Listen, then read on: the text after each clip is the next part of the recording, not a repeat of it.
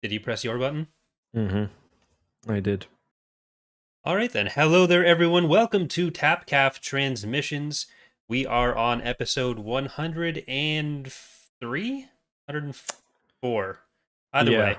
Yeah. I think 104 maybe, because 100 was the one before Vector Prime, I think. No, 100 was Vector Prime. Oh, 100 was Vector Prime? Okay. Yeah. So then, yeah, this is So, 104 because we did Halo, Dark Tide 1, yeah. and yeah. So, yeah, 104. Wow. So, No, that's hello, that's everybody. 103 then. Hmm? Oh, Two is it? Halo Okay. episodes you got to count Oh, the yeah, 100 itself. So, yeah, you're right. but this is a mostly Star Wars podcast, not a math or counting podcast, so we're good. Welcome, everyone. Tonight's discussion, we are going to be talking about Halo episodes 3 and 4 for a bit. We're also going to be talking not episodes 2 and 3. I don't know where anyone would get the idea that we're talking about those. We're also going to be giving some thoughts on Lego Star Wars, probably answering a few emails as well.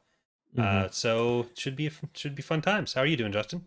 I'm good. I'm also excited. I mentioned this to you a little bit. We're going to be premiering a new section tonight of the podcast, a new kind of little section. Is that the right segment? Is the word I meant to say? Yes. A new segment, not new section on the podcast. And it's going to be, I don't have a name for it yet.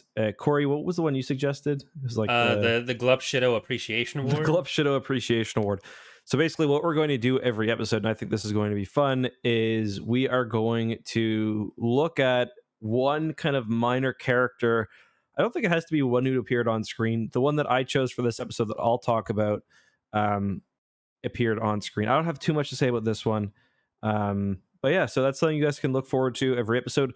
We'll probably do it at the kind of the end of the episode, maybe before we sign off or before questions.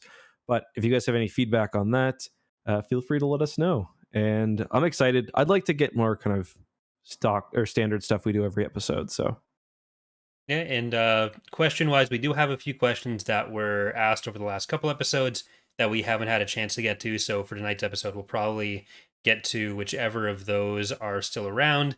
And there are a couple more new ones related to Halo as well as Lego Star Wars, which we'll try to get to as well. We'll prioritize those. And for any that are more relevant to Dark Tide Ruin, which is what we are reading for next week, then we'll get to them there. So you are not going to be around for the usual recording time next Thursday, but the plan right now is for us to pre-record it at some undetermined time. We'll try to get in as many questions as we can before then. So if you have any questions that you want to get in for the Dark Tide Ruin episode, send them in now. And there's a chance we'll have to record it after you're back. But ideally, the situation will be that we'll record it ahead of time and then I'll premiere it on the usual, like a normal episode. Yeah. So we won't be interacting with chat on that one, but we ignore chat anyway, so it's fine. Yeah. Yep. And for those who are confused, because I'm running this one on my YouTube channel as well, this is basically a live recording of the podcast Tapcaf Transmissions that I've been talking about nonstop. So yeah, next week, Dark Tide 2, the third novel in the Yuuzhan Vong series.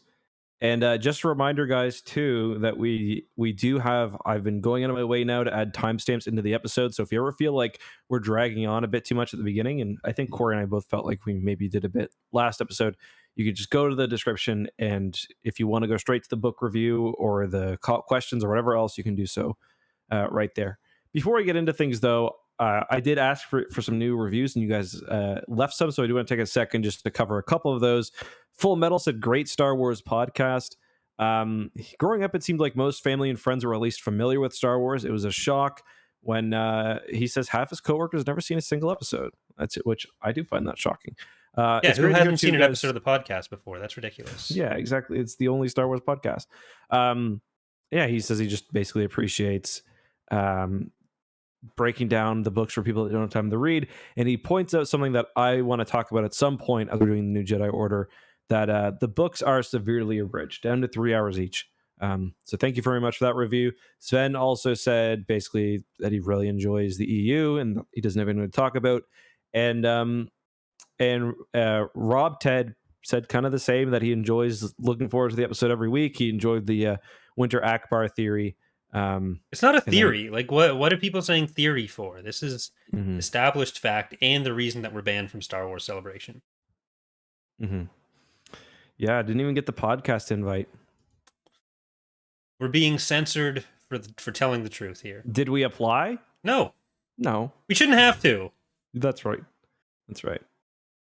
Um, yeah, maybe next year that could be something fun to do, though.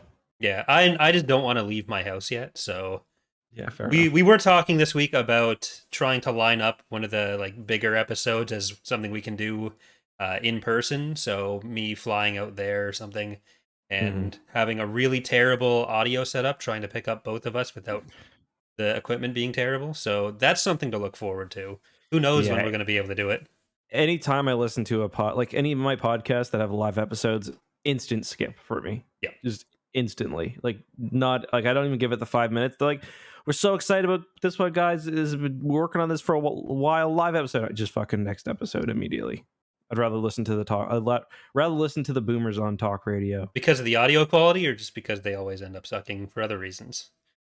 It's just both, I guess, but mostly Okay. the audio quality.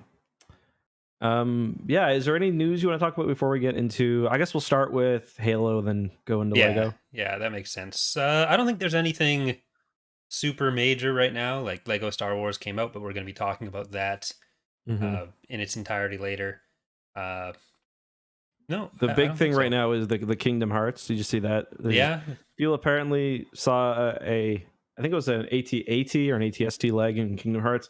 For me though, like I remember going to my buddy's house who was playing Kingdom Hearts like back when the first game came out, and I saw Goofy in it. I was just out. I was immediately out at that point. Like it you are was a an audio noted podcast. goofy hater. Which reminds you too much of yourself, or what? Any single dad, I just Jesus Christ. I always wanted to play Kingdom Hearts, but I never had an applicable system until Mhm, I think they started getting like re-released on other stuff more recently. Then I just didn't care after that. But, like I mhm, went to my cousin's place when he had it, and I'd get to, because I was one of the younger cousins, so I got to watch them play instead of actually playing myself. mhm. So I was kind of thinking like maybe this is something I should pick up as well. Just get into the series now. It's right. It's not too late. I see the big key and I'm out. I don't know what it is. Like it just seems so goofy to me. Like literally it seems like Goofy's way more involved than I want in my game. And and that it just seems goofy. Like I don't know. What I'm did not I don't what was your is opinion on it the still Goofy Disney? movie? Yeah, like why? What? Uh, okay, so is Kingdom Hearts still like only Disney stuff? Like is that what Oh, this I like think it's like Squeenix plus Queen it? Disney. It's just a weird combination. The Goofy movie, like that's straight up about what it is, so I can get in on that. Um but yeah. Kingdom You Hearts. just can't accept a crossover thing, even if it doesn't impact the respective canons of either thing that's crossing over. I just don't like I don't like Disney very much. And like for one, I think Disney fandom is kind of weird. Yeah, Like not fandom of Disney products, but like people who get like really into Minnie and Mickey. So I see Kingdom Hearts as kind of like an extension of that. And I'm saying this, I've never played the game. So if you like Kingdom Hearts and you're just like listening to this driving, just fucking hitting your steering wheel, just screaming, like I just. it's What was your opinion on the Goofy movie, other than it is what it is? Like, do you not like the Goofy movie? I didn't like the Goofy movie, but I can appreciate the Pauly Shore stuff in I it. mean, I'm not positive I've seen the Goofy movie. All right. Well, this is very strange information. Like I know it's like I think I've seen the one where he like kind of drops his son off to college or something. Like I've seen like 5 minutes of that one, but like I couldn't tell you the story of the Goofy movie other than it's like Goofy's like it's kind of like it's just if it's like one of those movies where he's like dumb but he doesn't want his kid to think he's dumb. It's like basically Forrest Gump, right? There's two ways to answer that question, but I don't know if I can give a yes or a It was no to really that sad without. when Minnie got AIDS. But yeah, I don't know if I've ever seen a That Goofy wasn't even movie. my takeaway for Forrest Gump, so it's really hard to give an answer to that without like granting a premise in either direction that I don't really Remember want that to. scene when Pluto was sniffing lines to Freebird? That was sick. But you said you hadn't seen the movie. I also find the dog being subservient to the mice thing Well, kind of that's the weird. thing. There's some of the dogs that are like real people, but then there's the other dogs that are just the dogs. So unless we want to get into an Right. hour-long deep dive on exactly what's wrong with the Disney canon lore here, we should probably move on to You Halo. want to know? Okay, before we do, we will move on in a second. I promise. You want to know something in the EckhartsLadder lore involving rodents? That's really annoying. Is this about your cat again? No, my cat could have prevented this, but he didn't. Um, well, as you know, Corey, like 2 years ago, we had a rat living in my house, Mm-hmm. and it wasn't me, and it wasn't Charlie, and he was scratching on the walls and shit. And eventually, my cat did take care of that, and we're sitting and we also had birds fly in under like the roof, kind of where the roof and the outer wall connects. Right? Naturally. Yeah, and I heard something scratching the other day and was like, oh, the birds are back in. So I called the pets guy. We've got a yearly subscription to the pest service because we live like on the woods, so we get issues like this. Not really woods, but this time it was a raccoon. I got a raccoon living in my house somewhere. I think we have something that's bigger than a rat living in our house as well. Like just over the winter, we could hear it scratching all the time. We don't have a cat for this. Yeah. No, the cat's supposed to take care of it, but he just absolutely did not. Ugh. All right, August just special co-host guest. yeah. Can you take care of it? I gotta put him back to bed. All right. Say goodnight. Good night. Good night. All right, so Eck will be right back. I'm going to get us into the Halo discussion as soon as possible so he can't delay it anymore. Otherwise, we're going to be 20 minutes deep into the episode again, and it's going to be, it's just going to be, it's going to be terrible. So I guess I probably shouldn't actually start talking about it too much with him. But we did cover the first two episodes in pretty decent depth on episode 101. So we talked with Mark from the Template Institute about his thoughts on the first premiere episodes. I was initially like, I think most of our takeaways from it was that if it wasn't the Halo show, it would be perfectly fine. But like they were just throwing in so much stuff that it was kind of difficult to follow for us. Partially because it's like if you have even the smallest amount of background knowledge on it, which I am not especially familiar with Halo lore, then there's just a lot being thrown at you. So for us, it might have been partially because we were trying to think of like, okay, what is this changing? What preconceived notions do we have that don't apply for this show? Whether you take a positive or negative approach to that is less relevant right now to that part than just trying to figure out what's going on. And we all kind of felt that it was trying to establish a lot all at once, and it was really difficult to keep track of. But I personally think that the last two episodes, at the very least, have lost some of those issues. They focused a bit more on individual things that they can just tackle at once rather than throwing all those details at you and then it not really going together in that coherent of a way. So I don't know what are your thoughts on the focus of the show in episodes 3 and 4? I like episode 3 kind of felt like it was on the right track. Like my main issue is kind of I think made worse now by episode 4, where it still feels like they haven't established any sort of threat, Right. like the Covenant as a threat. So when like the first half of the episode is like Master Chief like lazily digging up holes like at his childhood home, it's I don't know, it just feels a bit odd to me. And like they've kind of focused on some of the like they're continuing to kind of focus on the interpersonal stuff, with now the second Spartan taking her inhibitor chip out. She's not going to be committing Order 66. Yeah, and then she leaves it in the sink, which like obviously that's going to get discovered. Let's not do that. Yeah, it's like the Chekhov's inhibitor chip. Like smash it, or like you're a Spartan, just throw it really really far. Or put her in Halsey's soup so she chokes on it, and then it's not a problem for anyone again.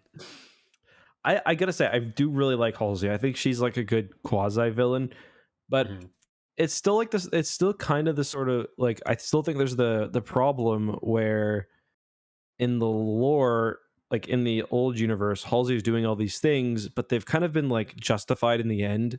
Not really justified, but you're kind of thankful she did because the Covenant come, Right. and the Spartans are the only thing standing up to them. And we've heard now that the Spartans are the only ones getting victories against the Covenant, but like we need to see it. Yeah. I don't know if you saw the previews for episode 5, but it does look like there's going to be some action with like a Covenant ship attacking the dig site that they kind of discover in episode 4. So maybe that will kind of be the start of it, but I don't know whether it's like a budget thing that's kind of preventing them, because it just feels almost like a play in the way that it's moving directly from like set piece to set piece without any.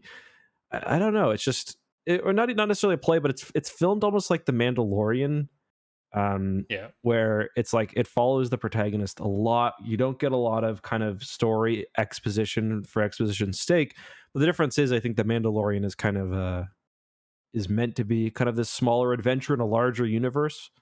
Yeah, that's kind of how I feel about it. Like I think they are actually doing a good job of setting up the split on like Halsey and her methods. Like I think that has worked pretty well. But like you're saying, it hasn't been established as being for a purpose yet. Like there's no real sense of why she would feel this is justified or what they're working towards. And even in the context of the show, when you get this scene with Miranda and the other Spartan on like explaining how Halsey sees everything, the way she's putting it is that she's doing this for some purpose other than beating the Covenant as well. Like it's more for kind of technological progress for progress's sake and figuring out where they advancing came from. humanity and shit. Yeah, so it is kind of weird that there hasn't been a bit more focus on the Covenant yet. I feel like having even just another couple scenes of them taking more planets would have been nice. Like we did get the thing at the start of it. I think episode 3 has been the strongest of all the episodes so far. Yeah, I thought by far. Because we get the scene of oh, sorry.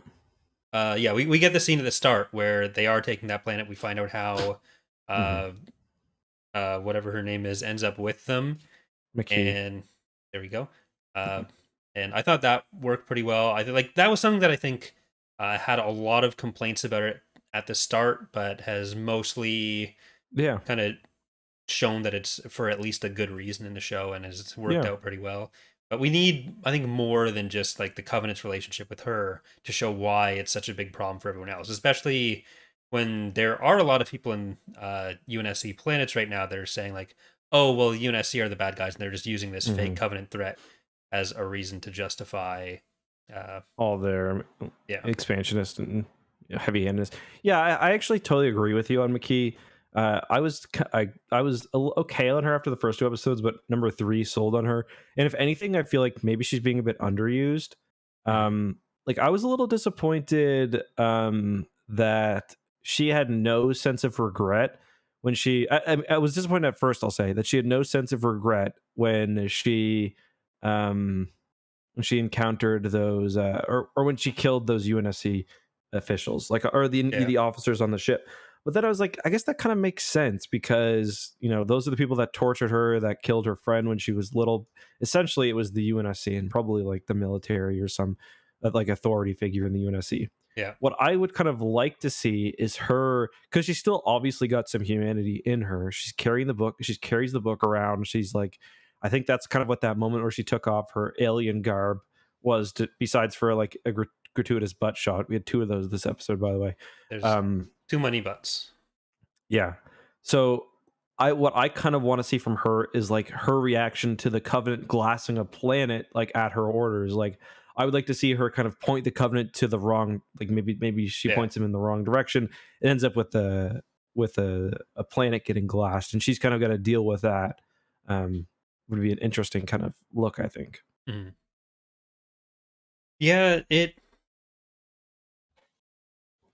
it is kind of weird, especially with the whole only some of the humans are special for what is in original lore more of a like all humans are reclaimers. These guys are we get Miranda hunting for which Spartans are special because she's thinking it's maybe a Spartan thing and then it turns out it's not.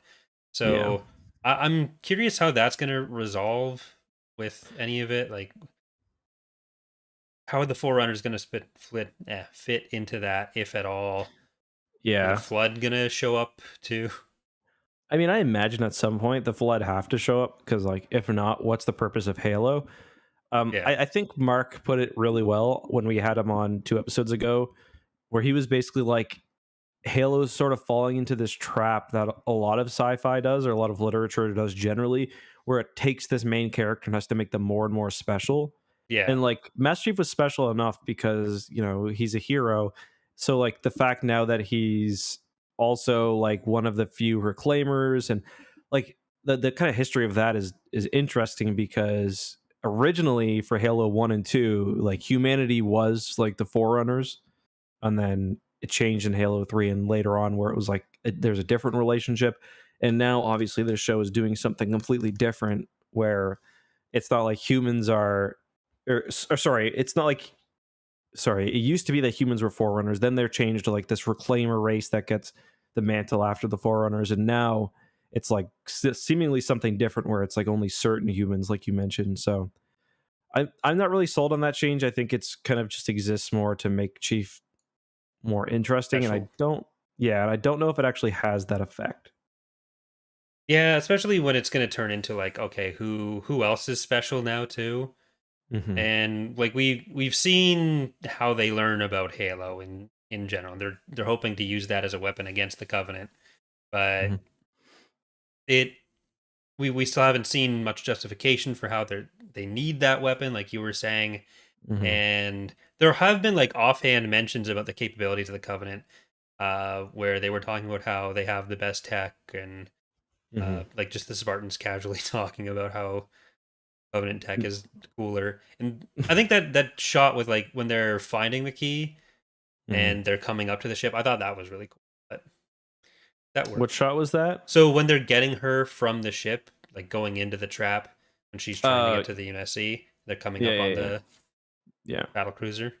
yeah. No, I feel like there's been a lot of really cool shots like that. I'm also like, I'm also noticing now that they are starting to repeat like a lot of shots, which is not the biggest deal. But like every shot they have, it seems like they've got like 3 shots for each that they cycle through now. Yeah. Where for the first few episodes, like wow, like they really went all out. And then it's like, okay, I'm seeing these 3 kind of over and over again, which is a pretty small complaint. But it definitely feels to me like these last 2 episodes specifically, and especially this one, have been maybe a bit of a like a budget saver. I forget what those episodes are called, basically, where they Bottle have one that episodes. bottle episode. Yeah, um, that's like this one kind of felt like that to me. And it's kind of ballsy that they have a Halo show where Master Chief has only been in action once, really. Yeah.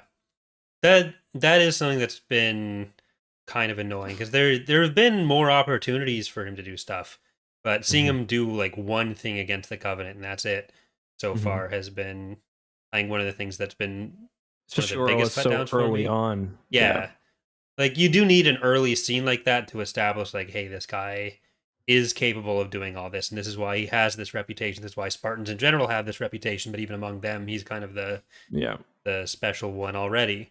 Mm-hmm. But beyond that, he's gone and come back, and that's been what he's been up Yeah. to. Yeah, and I gotta say, I personally could not care any less about the insurrection subplot. Yeah, I guess it's just such a weird focus for me. I thought they were definitely going to use her character as like a kind of a way for Chief to show his humanity and stuff. And I'm sure there is going to be that moment where he sees her again and has to save her or something. But I was surprised that they split so quickly, and then the show shifted to her also as a main character, um, which I, I just don't think like against kind of the backdrop of everything else that's going on with like the Forerunners and the Ring and the Covenant, like that some small insurrection on one planet is really super compelling.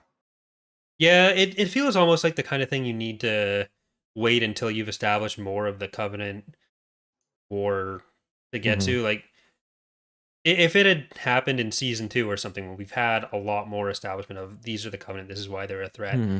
Like it's an interesting part of the UNSC, and I'm glad that we'd get it at some point. But we're kind of putting the cart before the horse there almost. Yeah. Have you watched Game of Thrones? Yes. So it's like kind of like the going back and saving Winterfell thing, like Yeah. or going back and recapturing Winterfell. It would be weird to recapture Winterfell in like episode 3. You know what I mean? Yeah. Like it's just weird. Like I don't think, especially where I think it may have been a mistake as well to kill the rest of the insurrectionists so quickly, especially her father, where now like the show is really relying on the fact that like we're supposed to know what her father was like, how he led this insurrection, and he's gone in 10 minutes basically. So Yeah. just I don't know, just feels like a bit of a weak move for me. um I'm How trying to did you think feel of. about Cortana so far? I thought she's been pretty good. I don't know why she's always so big, but I will say I really liked the way she was formed as well, where they kill the clone.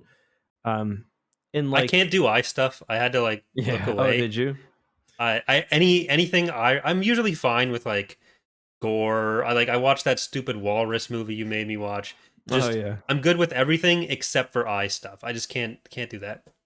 Have you ever played Dead Space? That's got some good eye stuff in it. No, I don't want to play Dead Space. You got to like control the needle as it goes into your eye. It's brutal. I don't want to. I don't yeah. want that. I think that's Dead Space I need to 2, go but- through my life with like just really thick goggles on my eyes. Except then there's the problem that if like one of the lenses comes out, is that going to just mash itself into my? Or I don't want that. you catch the sun wrong and it gets somehow magnified into your Yeah, eyeball. you just can't.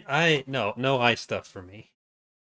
Hostile. That's got a good one. Thanks, Cut the John eyeball Halo, out. but keep the eye stuff. Yeah, that's fair. How did we get on that topic again? What were we talking about? I asked yeah, you how you the felt clone. about Cortana.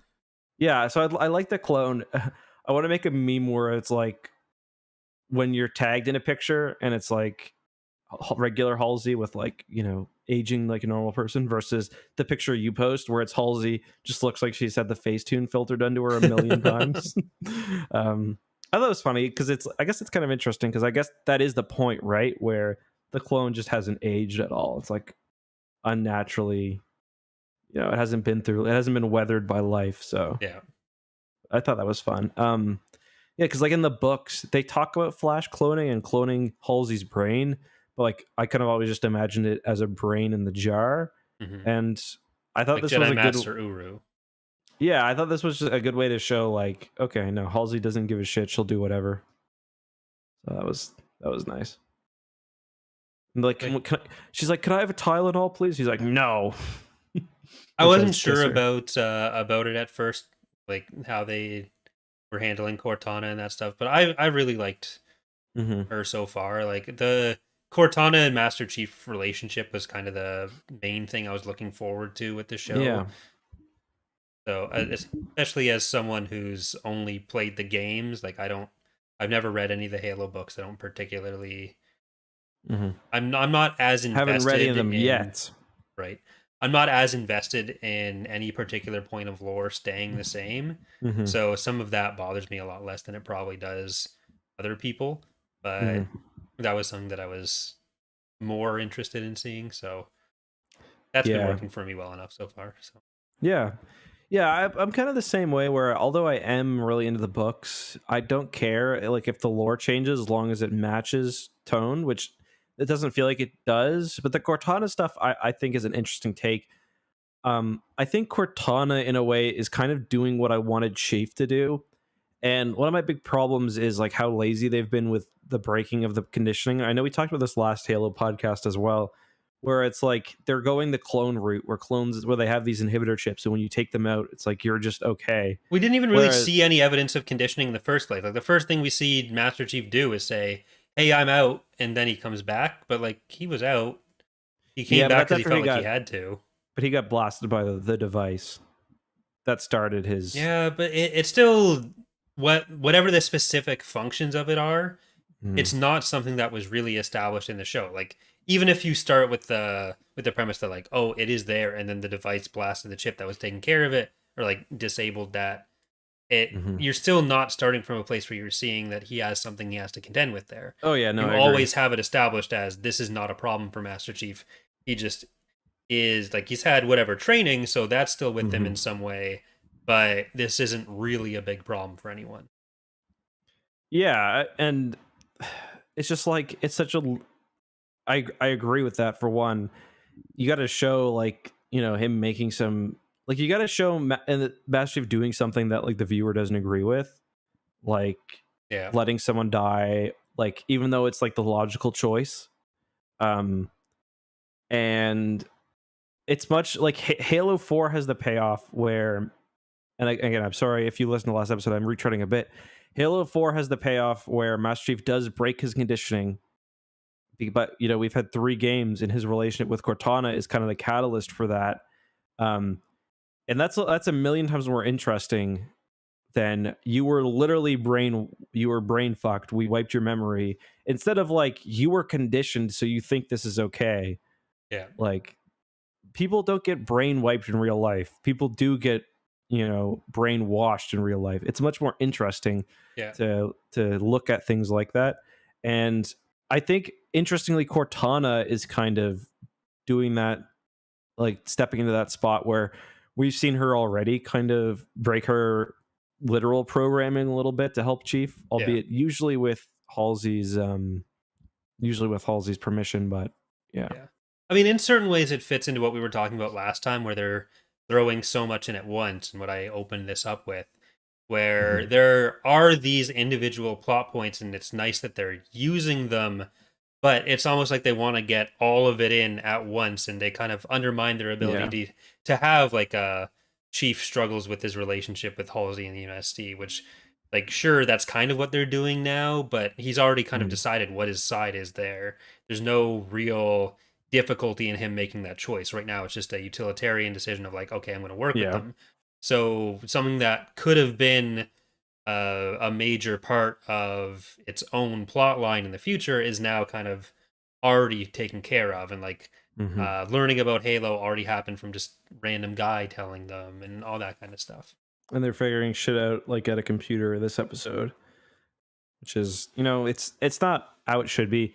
And it all comes back to what we've been talking about, like Halsey being like she's outright evil in this show, but the real kind of issue with Halsey is her evil has to be counteracted by her usefulness. Yeah, where it's like, yes, Halsey made Master Chief in this really unethical, fucked up way, but like if she didn't, we'd all be dead. Where in this, it's like she made Master Chief, and that's all we have. I do think that eventually we might get Reach full on glassed, and the show might take a different turn. I think that could be a little more interesting. Well, they're indicating that this is what's happening in the background, not Reach specifically, obviously. But like the idea that the Spartans are all that's standing between them and the Covenant. Just we don't see that the Covenant invasion is happening much in the show. We're kind of told it is, which is a similar situation to what the insurrectionists or people on other colony planets are in, where they are told that the Covenant are a problem and they are not seeing it either. Which, I mean, there's a way that could work, but I feel like but you got to hint at it, like there needs to be something else going on. There needs to be a bit more actually showing what the problem is rather than. Yeah, I think I'm trying to think of some examples of media that does that, where like shit is going on and like you're not on the front lines, but it's kind of like seeping through. Well, you already like brought up Mass a good Effect in a example way. for it. Like, forget about the ending of the show, Game of Thrones, the first few seasons, like with the White Walkers being a problem. Like, it's all everyone from the North saying, hey, we should probably do something about this, and then everyone else would think, oh no, we can continue fighting each other because this isn't a problem. But like there's consistently enough going on with the White Walkers throughout all the seasons that what's like the first scene of the show? you open up with it, and you kind of get that with the Covenant, but at the same time that scene also involves just Master Chief blowing the shit out of them too. But like we're not seeing too, and that doesn't end well for the planet either. But it's still, we get that and not much since. Like, I think we need a a bit more of a persistent threat. Yeah, so maybe what we need is like the Jon Snow, where we need like Sergeant Johnson on the front lines, or like another Spartan on the front lines. One thing that I was kind of thinking about is what if like I really like Pablo Schreiber as a Spartan, and I think he's doing about as good with Master Chief as they could have. But like if they were determined to tell this story that's not kind of traditional, I almost wonder like, and maybe it wouldn't have been good because Chief is such an iconic figure, but like the Forward Unto Dawn did this thing where like Chief was in the show, but he was more kind of like this force that showed up. Like I Mhm. kind of wonder what it would have been like if Pablo Schreiber was like another Spartan, who doesn't have all the baggage of Chief, and Chief is still maybe in the show. But it's hard to market Halo without Chief, I guess. I don't know that that would have necessarily worked either. Like, I don't know that Mm, it would have reduced the problems people have with it on, or would have made it better for anyone in particular. Like, I think if there was just more of Chief in action, then that hmm wouldn't have been like hmm any of that would be solved as well. Maybe that'll still happen. Like, you hmm have to assume that's going to still happen. It probably won't be like Book of Boba Fett where you don't get anything until one Yeah. episode happens, and especially because we know already we're getting season 2. I think Yep. like Chief is going to fight more people in the future, and Chief is not the best character from the like. He's not a character in the games. He says three things, and sure, he's kind of a badass in those three things. But if you're going to build a show around Spartans as these kinds of warriors that aren't really characters, you're going to have to make some changes. hmm Yeah. Yeah. Maybe we just like, I kind of wonder whether if we had taken the perspective of Kwan, who's the insurrectionist kid, and maybe replaced her with a soldier or something. And I just kind of wonder, I just think that would be a more compelling story. Well, I think we are Um, missing like a character like that, and Sergeant Johnson mhm. would be the perfect one for it. And we're If going to be introduced to his butt cheeks as he's taking a shower. Like, what's that shower scene I'm thinking of? not the guy in the bath in Oh, episode 4, Starship but Troopers. You ever see? I'm sure you've seen Starship Troopers. yeah. Yeah, they have the shower scene. It's just really funny, and I just imagine Sergeant Johnson is just big black booty, just like it's glorious. It's the most beautiful thing you've ever seen. Just thinking about it. So every fight scene with the Covenant is going to be like a GoPro strapped to Sergeant Johnson's ass, and that's the only perspective we get from it. Yeah, no, his lower back pointed down. Do you think they're still going to introduce Sergeant Johnson in the show, or has he just been kind of replaced and rolled up into other characters? I don't know. Um, I don't know about that. People are going to make the Keys connection for one because he's a black character now, but that's the lazy connection. I think Yeah. the more uh kind of important thing is that Keys is now playing more of like a front line. Like Keys in the preview for next episode, we can see Keys on the planet, and he looks like he's in like his combat gear. Mm-hmm. So I kind of wonder whether he's going to sort of take over that Johnson role. But I don't know. Another thing about Johnson too is like he's an officer, um, but he's with the Marines, like, whereas Keys is kind of like he's like in the high command. It's a different vibe. So I don't know. I don't I know. I mean, when you get to any kind of sci-fi franchise, when people have whatever higher rank, it just means they're better at doing all also the John front Sergeant's fighting. I think Sergeant's a non-commissioned officer as well, so it's kind of a different vibe than like full on admiral or captain or whatever. It But is weird that the UNSC makes some of their soldiers work on commission, but like they have to just rob the Covenant bodies that they kill. But who am I to judge? yeah, yeah. Um. So yeah, I guess those are my thoughts. Anything else you want to add onto this? So the more I've watched it, and especially thinking about your like, this is just a CW sci-fi show more than it is a Halo show. Like the more I've thought about it, the more I thought like this is something that I should watch with Dana.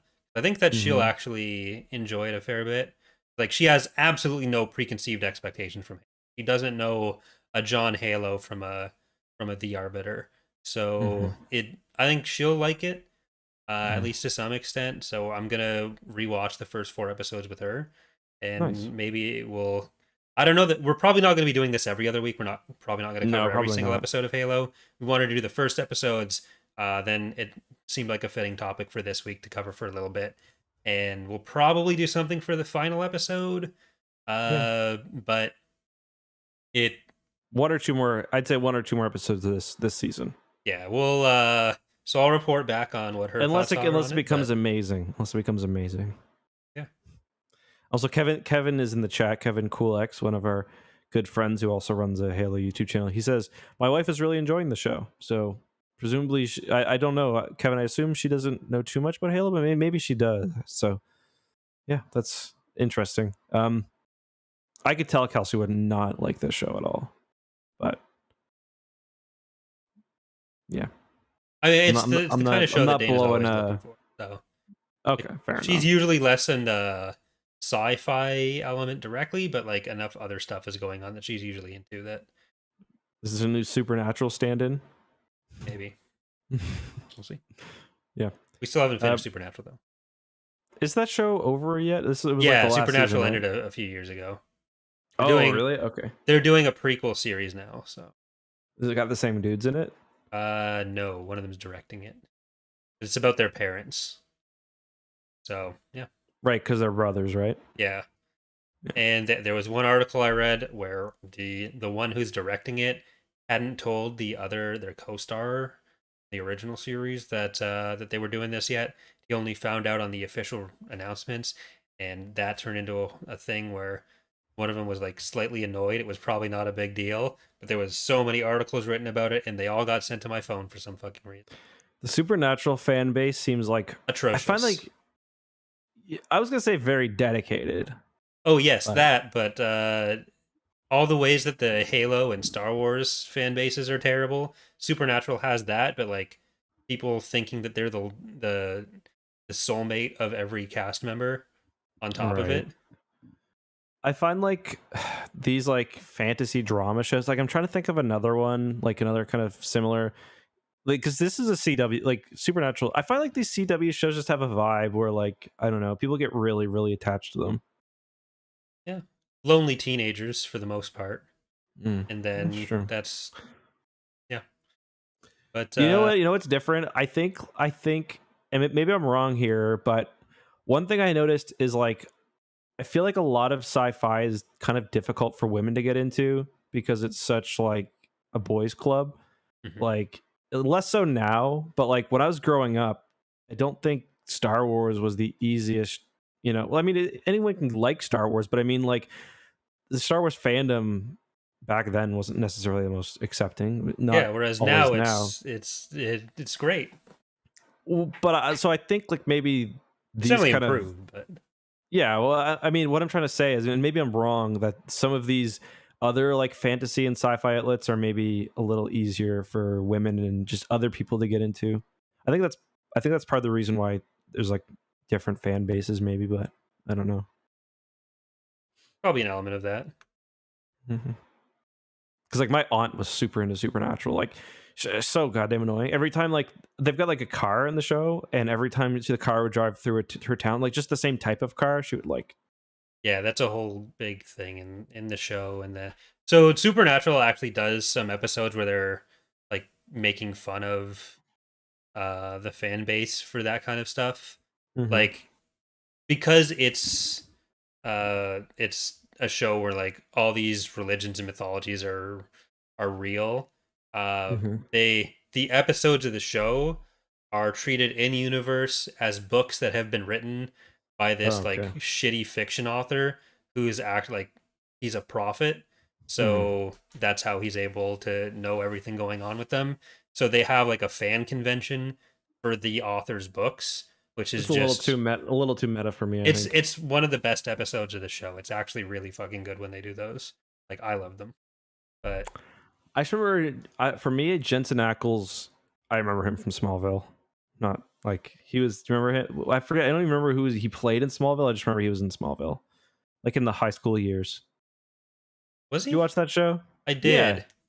yeah, totally was. He was Jason Teague. Okay, yeah. Yeah. Yeah. And well, he was also in some Oh, soap Annette as O'Toole. I well. liked her. She was Martha. Kristen Kruick, Michael Rosenbaum. I thought Michael Rosenbaum was the best Lex Luthor they've ever had. Smallville was actually not terrible for. Allison Mack. What happened to her? Well, Went like, I got some news for you. she was the Nexium one. But anyway, Yep. shall we move on? Talk about Lego Star Wars, or any final thoughts you have on Halo? No, I'll report on Dana's thoughts on Halo next time, I guess. Yeah. But Yeah. Okay, let's talk about Lego Star Wars. First of all, we should be transparent. Neither of us have beaten all 9 episodes. I've done 7. Have you finished 6 now? yeah, I've done the prequel and original trilogy. Next week, I'm doing the sequel trilogy. Mm-hmm. So you'll anything I have see is your 06. live stream views go down for that. You weren't that high to begin with. The second I started playing it, people got mad. But yeah, you want to give your but I don't build my fan base off of that. So maybe that's the difference. You're perfect. You're the best. No, I'm not saying that. I'm just saying that you're the one with the title "Is the Halo Show Bad?" So I think it's hey, what's that rule that's like I'm not if somebody saying it. titles I'm not saying it's not a fair thing. It's just it's a different type of thing you're building there. Okay, fair enough. Someone in the chat says Rosenbaum has a good podcast. He was on that show Preacher. I never watched it. Okay, yeah. What are your thoughts on Lego Star Wars? I've been enjoying it so far. Like I've been liking the open world. All the episodes are too short. Yeah, that's kind of I think Return the main of the Jedi is very, very disappointing. Yeah, like so much like even when you're watching the cutscenes, it feels like the characters feel like they have something better to do and they just want to get through it. But yeah, like Revenge of the Sith, it's like the second they crash on Coruscant, like they're doing like the Plagueis speech, they're doing the Jedi Council thing. It's just like chill out. Like literally, as they're walking away from the landing pad, Palpatine is making him his personal representative on the Jedi Council, and it's just like there's a lot of potential for humor in these cutscenes, and like you got to run around the Coruscant open world anyway. I just feel like they didn't need to rush it that much. yeah, like when you look at the series as a whole, there's still a good probably 15 hours of story content there. It's been Maybe pretty more, consistently yeah. an hour and a half for each episode for me. Yeah, I guess yeah. When I've just been rushing that, so that's probably between 14 to 18 hours for an individual person to beat. So like if you look at it that way, just playing the story, like like when you look at it that way, it's really not a terribly small amount, especially because it's not like a full AAA game price. Oh my god! But it's still, when you're actually playing it, it feels kind of jarring, and where it's not if it's someone who hasn't seen the movie somehow playing it, then what you're doing isn't going to necessarily make much sense for. Yeah, and like not blowing up the Death Star, for example, is just a weird omission. I'll be right back. Sorry. Yeah, it feels like there are so many things that like, oh, this would have been a cool mission, like Battle of Coruscant. People have mentioned the Battle of Geonosis. I didn't personally feel like you were missing out too much on that. Like I wasn't going in expecting Battle of Geonosis to have too much more than it did, but like the fact that you don't do anything in the battle over Coruscant is kind of disappointing, especially when you have a fucking level set up around giving out food at Dexter's Diner. So it, like, if you're looking at it as a series of vignettes from the movies, like I was able to appreciate it or enjoy them that way, but it's just not. It's too little there, even though overall I feel like I'm getting enough out of the game. Like there's a lot going on that you can look for in free play. There's individual moments that are good. And I do kind of see why certain elements might have been left out the way they were. Because, like, if you do assume you can only have 5 levels per episode for whatever variety of reasons, the fact that you don't do a second trench run on the Death Star 2 after already doing the episode 4 trench run, like, I can see where they'd be going for the variety there. Uh, Even though episode 3 ends up being boss fight after boss fight after boss fight, like Yeah, it, that was annoying. especially like cut one of the boss fights or like make it a bit smaller. Don't have Grievous take an hour and a half and have a Mhm. bit more to like Obi-Wan escaping or like, Yeah, it feels weird. Like I kind of wish that they would have accepted that like some of the movies are going to be more kind of open world and less mission based. Um I just some of the decisions are also weird. Like I think Return of the Jedi is the one that I keep coming back to because it's like you get hours to explore the Ewok forest and you got Kashyyyk on Revenge of the Sith, which doesn't feel necessary. But again, yeah, no destroying the Death Star. Like yeah, that's the second Death Star. Like that happens kind of in a really short cutscene, which is just it's a bit weird. yeah. Like if you could trade the Dexter's Diner stuff Yeah. and that's in episode 2. I think I said episode 3 earlier. But like if you could trade that for maybe a bit more on Geonosis, great. Like I was saying when you were gone, I didn't personally miss too much on Geonosis. Like I felt like Hmm. getting the arena was all I really expected, and like the Hmm. arena plus Dooku, I didn't really feel as much of a need to do like any part of the rest of the battle. Like I think that one was fine, but It would have been nice to have something like they did for episode 1 though, where it's like when you're fighting the Gungan battle and you got yeah, those. That would have been kind of cool, but yeah, like I was definitely missing the Battle of Coruscant and even the Battle of hmm Geonosis or Battle of Endor. Like yeah. I wouldn't necessarily have to do uh the run on the Death Star, Hmm. but because like you did already do that, but Hmm. having something for the space battle would have been nice because I don't think you really do anything other than the episode 5 escape in space for the original trilogy. Yeah, I'm trying to think. There's really not much.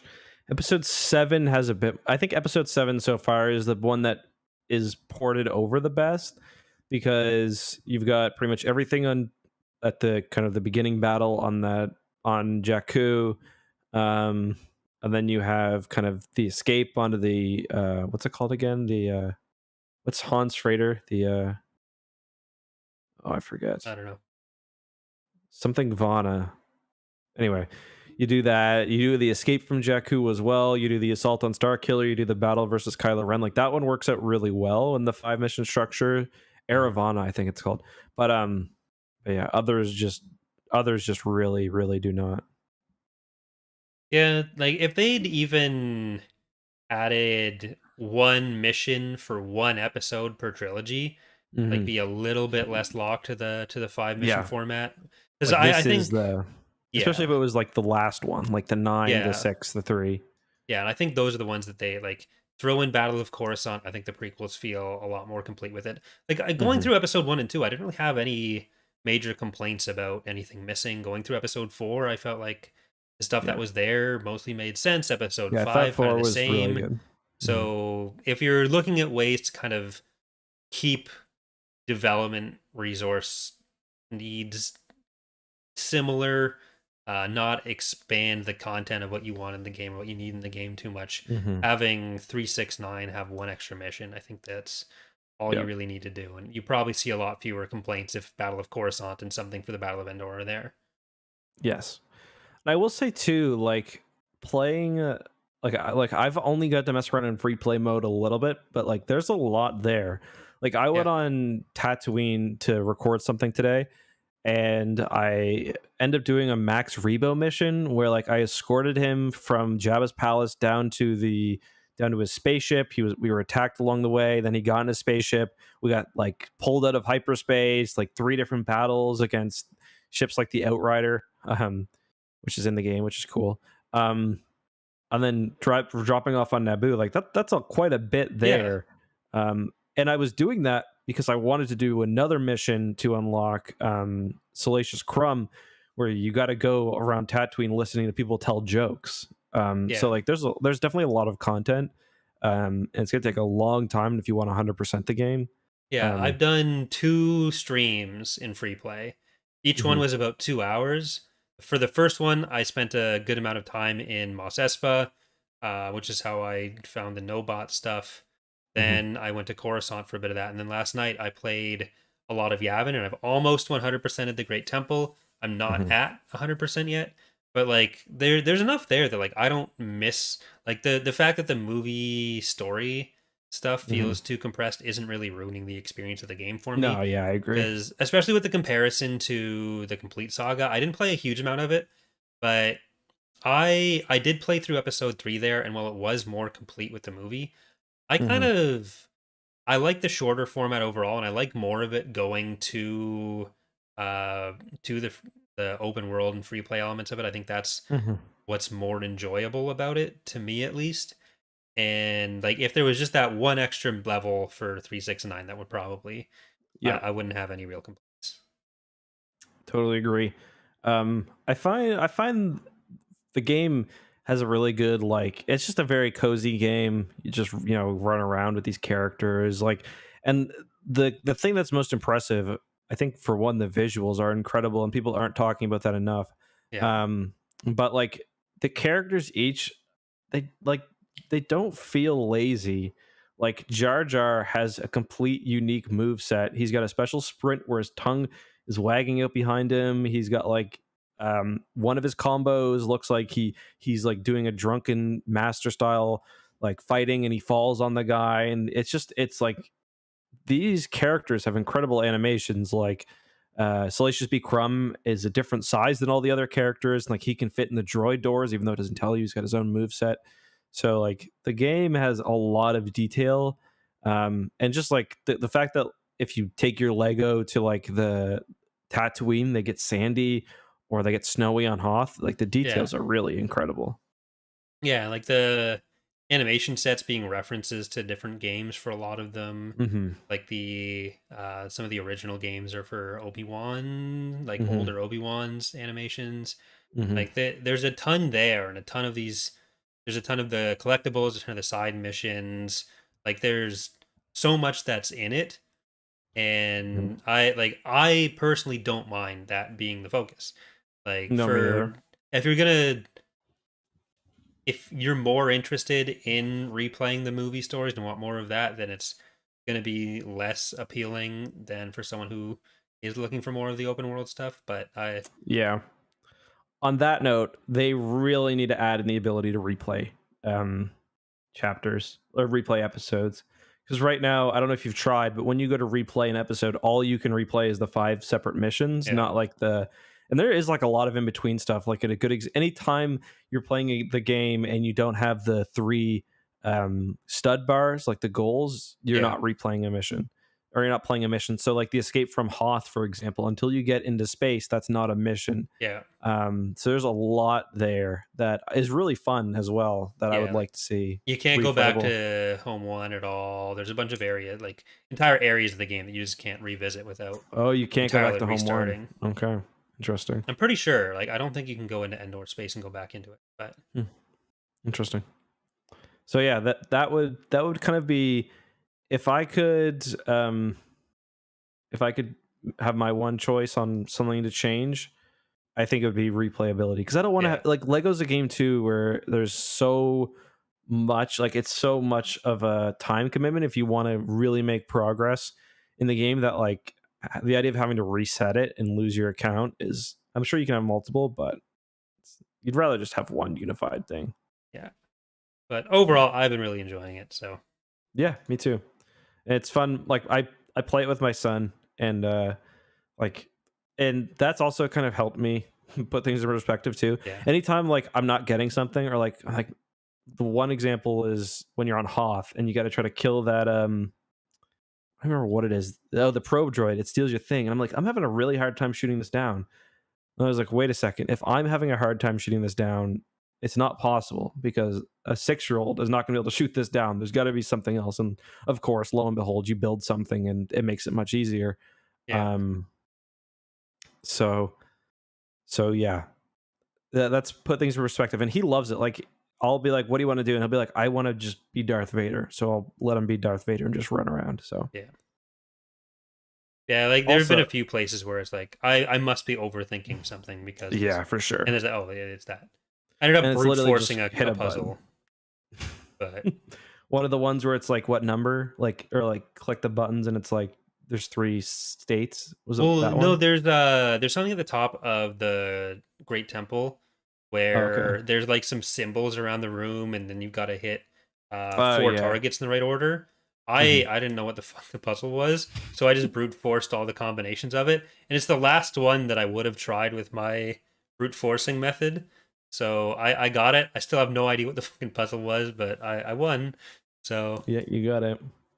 So overall, I think we're both really enjoying the game. I'm gonna play it. Like, it's a game that I can see myself definitely. For one, it's gonna be nice to have for videos. yeah, Like, because there's a lot of characters in there. Like, God knows if I need to do another Max Rebo video, even though he's got the wrong amount of legs, I'm gonna use him. I as soon Um, as you see him standing there with Java, I was like, okay, this is uninstalling.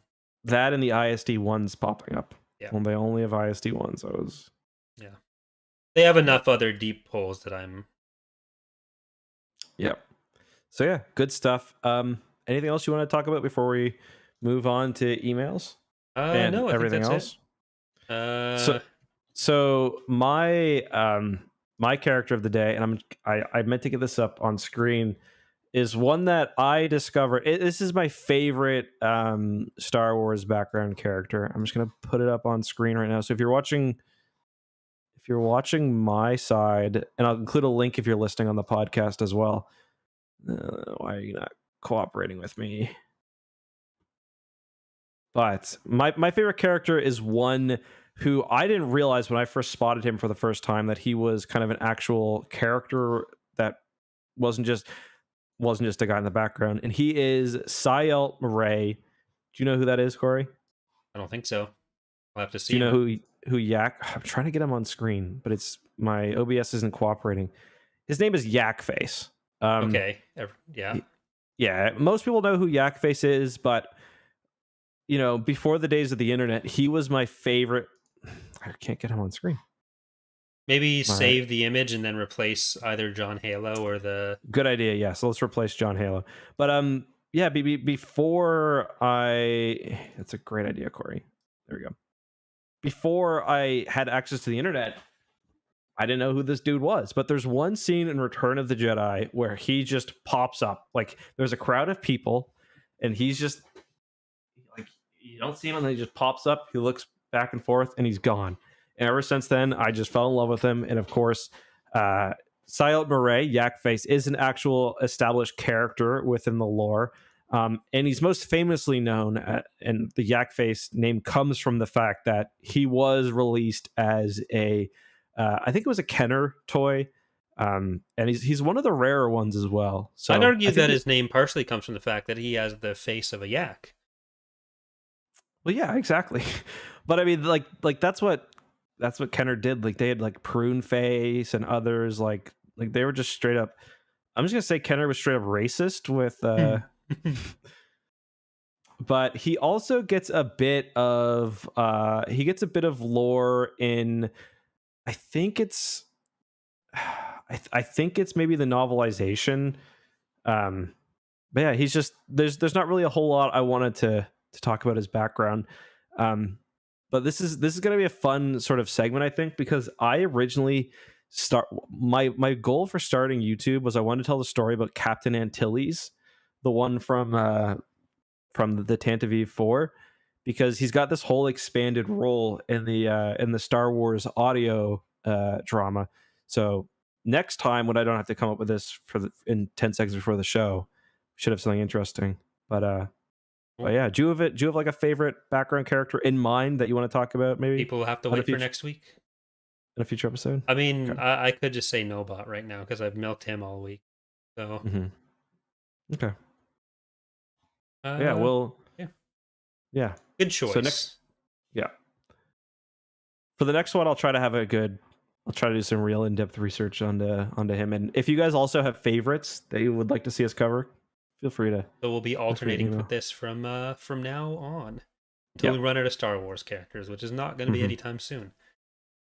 Yeah, I didn't see Yak Face. I didn't see him in the Lego Star Wars because I was looking for him. So All right. So we'll move on to a couple emails now. There are a few that we'll save for Dark Tide that are related to Onslaught. There's this first one from Edward.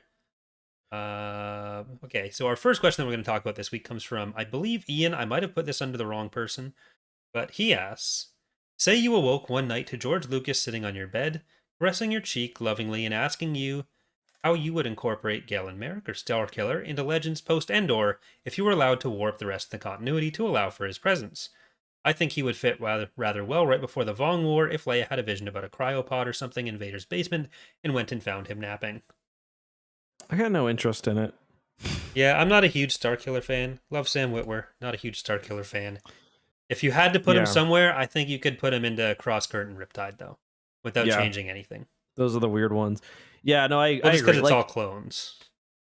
Yeah, fair enough. But for me, like Force Unleashed is one of my good arguments for like they should make stories that like I don't know if they really figured this would be like big canon that would influence everything else. I just think they wanted to tell a fun story, and you know, Yeah, it's kind of I think that's what they should do more often.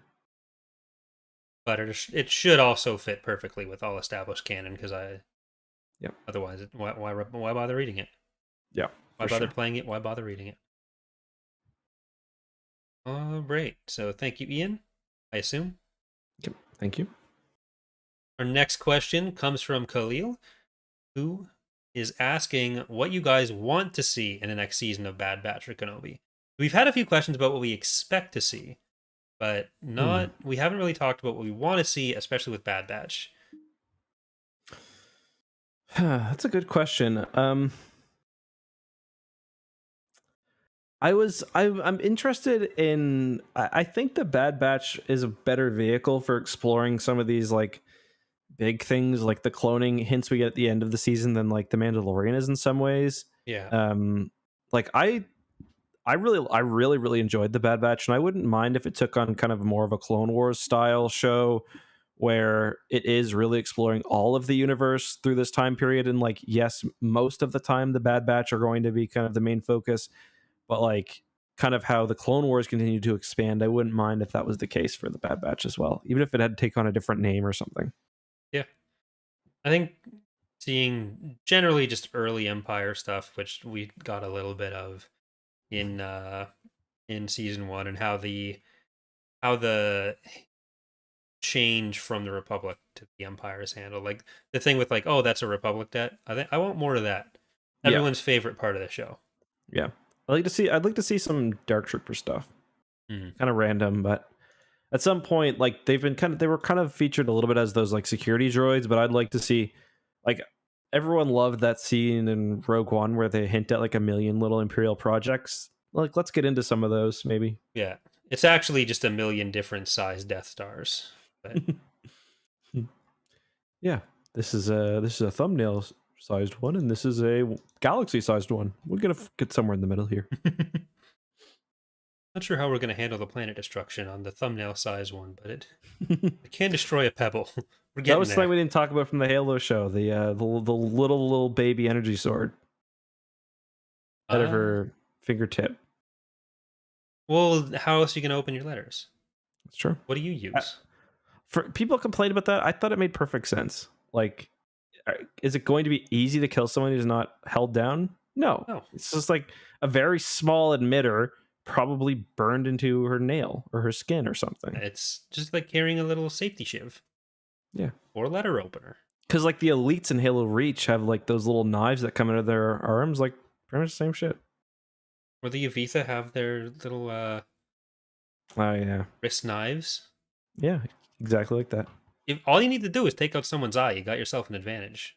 Oh yeah, big time. It can definitely handle that. Yep. And it reminded me of Terminator 2 as well.